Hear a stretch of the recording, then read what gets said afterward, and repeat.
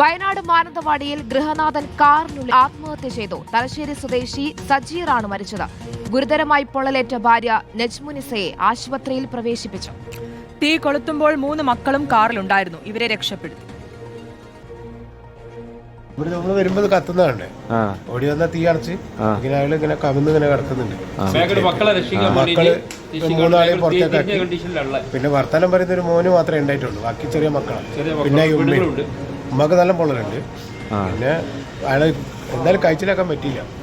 വെള്ളമൊക്കെ നിറച്ച് 3 കുട്ടികളുണ്ടായത്. ഭാര്യ ഒരു ഫാമിലി ആയിട്ടാണ്. ദീപക് മോഹനുണ്ട് വിശദാംശങ്ങൾ നൽകാൻ. ദീപക്, ഞെട്ടിക്കുന്ന സംഭവമാണ്. എന്താണ് സംഭവിച്ചത്?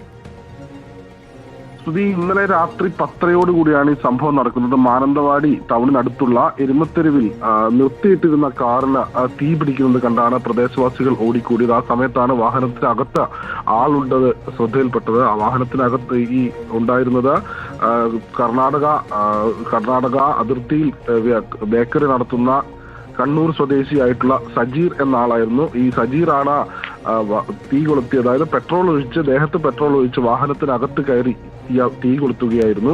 വാഹനത്തിനകത്ത് ഇയാളുടെ കുടുംബവും ഉണ്ടായിരുന്നു. ഇയാളുടെ ഭാര്യ ആയിരുന്നു മുൻ സീറ്റിലുണ്ടായിരുന്നത്. പെട്രോൾ നിറച്ച 2 കന്നാസുകളും വാഹനത്തിലുണ്ടായിരുന്നു.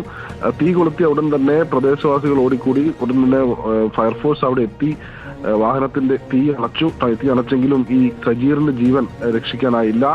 വാഹനത്തിനകത്ത് വെച്ച് തന്നെ തീ കൊളുത്തിയതിനെ കൊണ്ട് തന്നെ വാഹനത്തിനകവും കത്തിക്കരിഞ്ഞ നിലയിലാണ് ഇയാളുടെ മൃതദേഹം കണ്ടെത്തിയത്. പിന്നീട് ഫയർഫോഴ്സ് വളരെ സമഗ്രമായി പണിപ്പെട്ടാണ് മൃതദേഹം പുറത്തെടുത്തത്.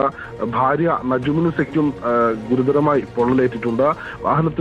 വാഹനത്തിലുണ്ടായിരുന്ന 3 മക്കൾ വാഹനത്തിലുണ്ടായിരുന്നു. ഇവരുടെ തന്നെ 3 കുട്ടികളായിരുന്നു.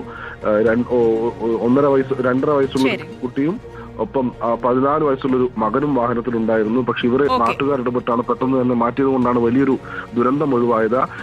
വയനാടാണ് ഞെട്ടിക്കുന്ന സംഭവം ഉണ്ടായത്. ദീപക് മോഹനാണ് വിശദാംശങ്ങൾ നൽകിയത്.